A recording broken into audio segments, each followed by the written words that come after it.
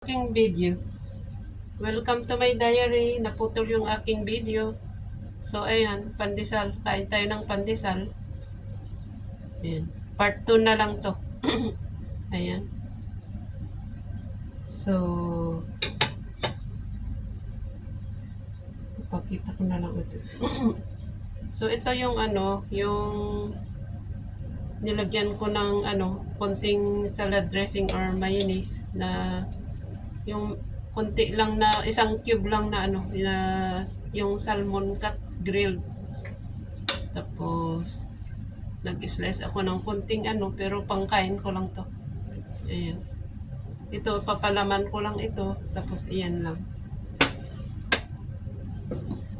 Maraming salamat sa inyong lahat.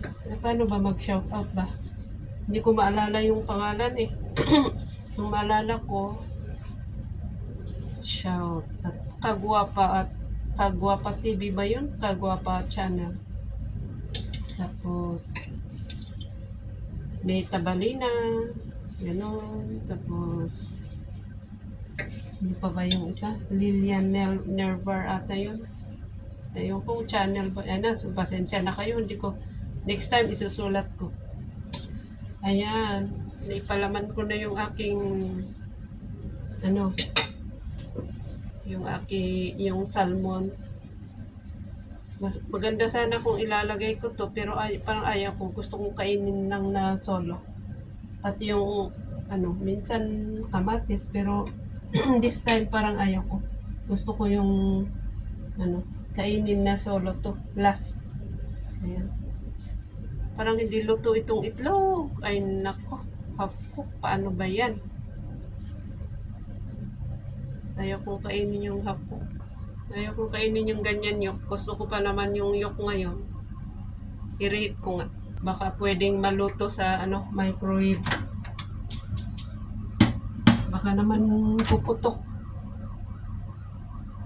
Sana hindi puputok.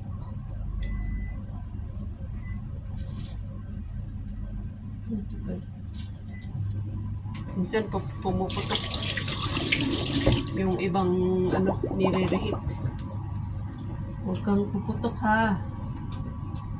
Ay nako.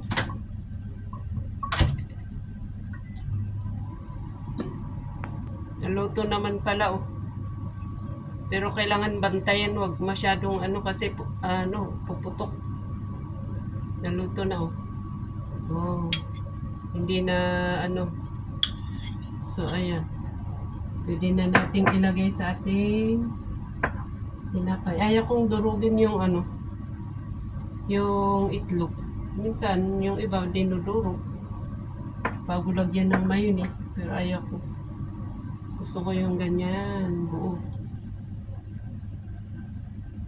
Ganyan. Ganyan lang siya. Ayaw ko yung nadurog.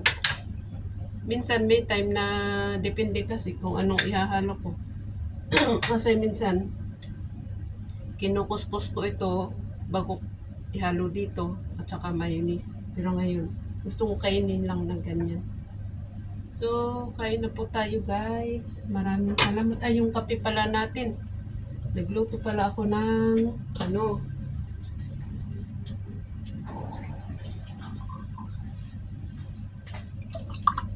yung barako kanina. Ayan. Yung ating barako. Ayan. Pero lalagyan ko ito ng gatas na skim milk. Tingnan ko muna. Hindi matapang. Pero ang gamit kong gatas ay powder na skim milk. Minsan yung non-fat din na liquid, pero ay nako. Dalawa lang ilagay natin dahil half cup lang itong baso natin. Maliit. So, at saka baka maggagatas ako mamaya ng 2 scoop ulit. So, ayan, yun lang.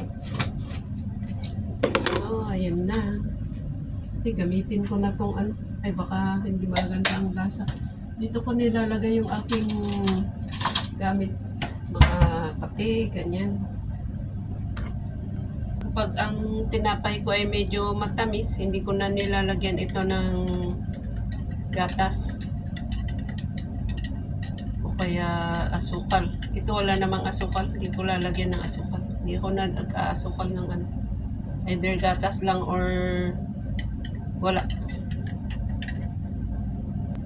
Hindi ko na pala kakainin ito after 30 minutes na lang kasi baka hindi ko ma-benefit ito dahil sa meron akong barako na kape.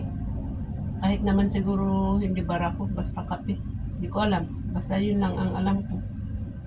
Isi-shield niya yung ano, yung mga, ewan ko. Kayo na lang mag-research tungkol sa kape. Kain na po tayo. Maraming salamat sa inyo. Yan na po, ito lang ang content ko ngayon dahil